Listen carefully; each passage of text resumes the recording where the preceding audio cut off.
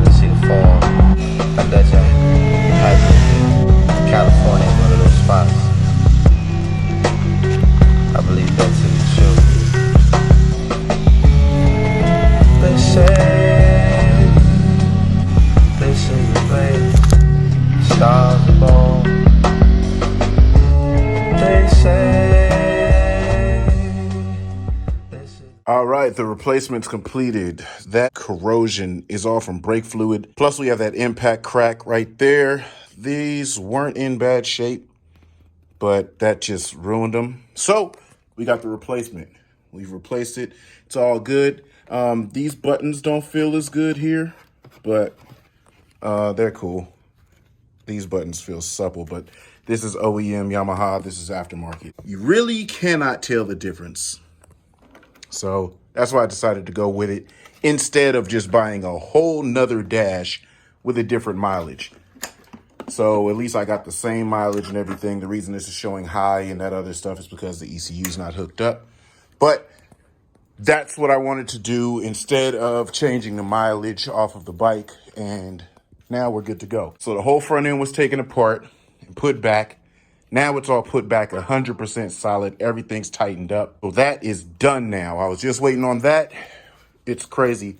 Such a small piece, such a small part. And you have to take the whole front end apart.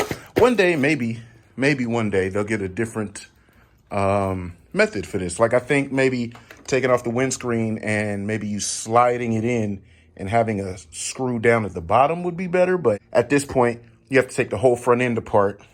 Take the screws off of the fairing stay from the headlights so that can separate. And then the screws are on the back side of the speedometer. You can take it out. But whatever, deal is done now. I'm pretty hyped. Just waiting for the ECU to return, and I'll hit y'all back when that's done.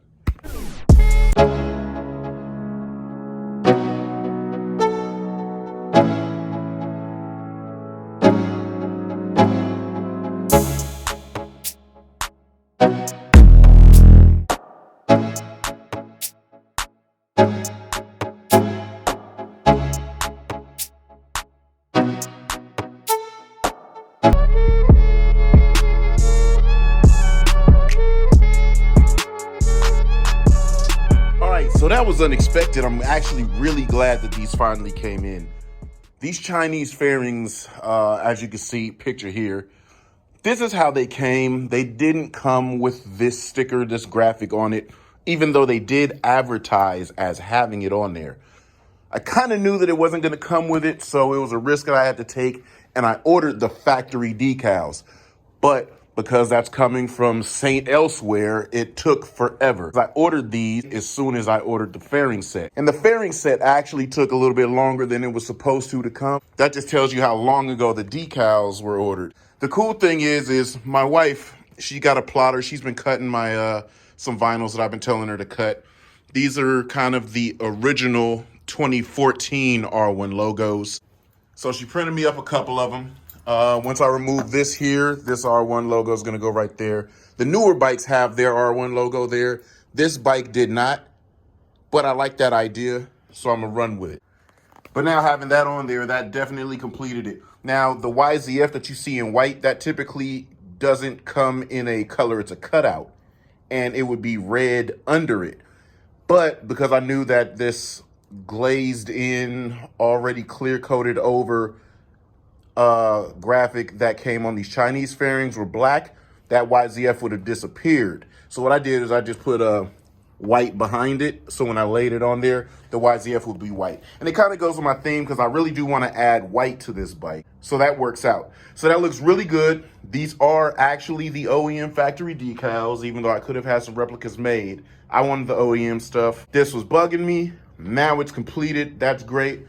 Again, we're still waiting on the belly pan so I could apply the OEM decals to the belly pan.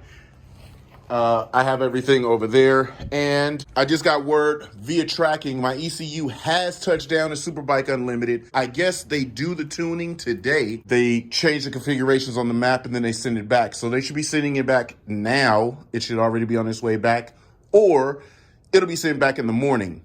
That way I can slap it together, put it all back on the bike, and then we can get a first ride of the full power unrestricted. There's a list of things that they added. I'll have to break that list down, but we might break it down on the first ride when it does come back. So I guess we can kind of tie this up once the ECU gets in, so we'll do that. Let's do work.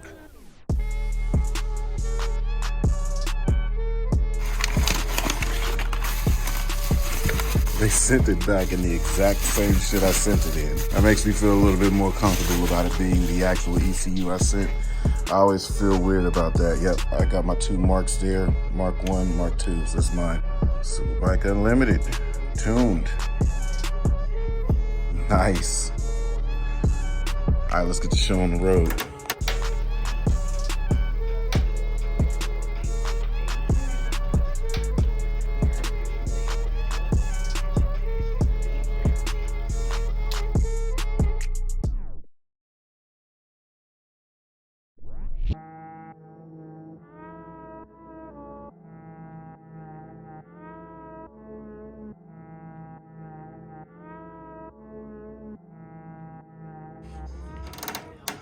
Simple as that.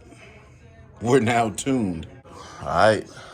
Let's make sure everything functions now. At first, when I was cutting this on without power, you didn't hear the fuel pump prime, none of that other stuff, so we should hear it now. Yep, all active. That was showing high and some other error.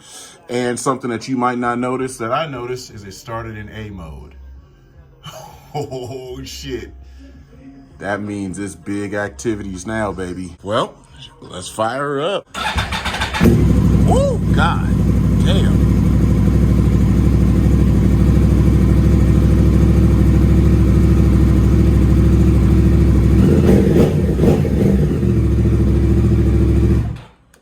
Idle's a little higher too. But guess we'll figure all that out here in a second. Let me put everything together and get completed.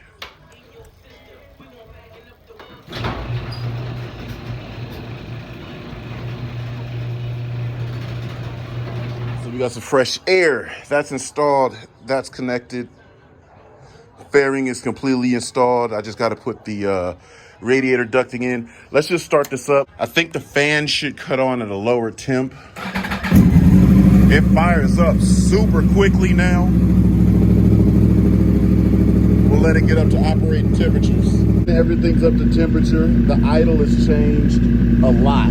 They changed it. They put the Superbike idle on. Now look at the difference in B mode. This is B mode throttle input.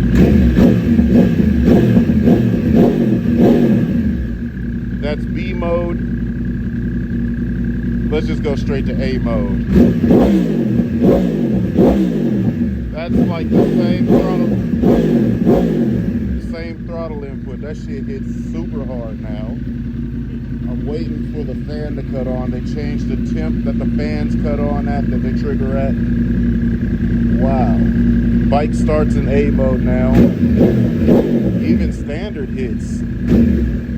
All right, fans are on now. 205. Okay. Wow.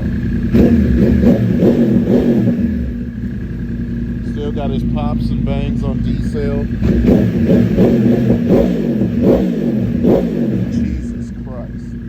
So the bike's done. It is ready to ride. I'm going to ride it. I do need to just see. I got to experience this. I got to see what's really going on. Literally, the only other thing this bike is even got coming is the belly pan. I need to ride this now. I got to know. I just got to know how different it is. Didn't ride it tonight, a little while ago, just because it was getting darker. It is cold at the moment.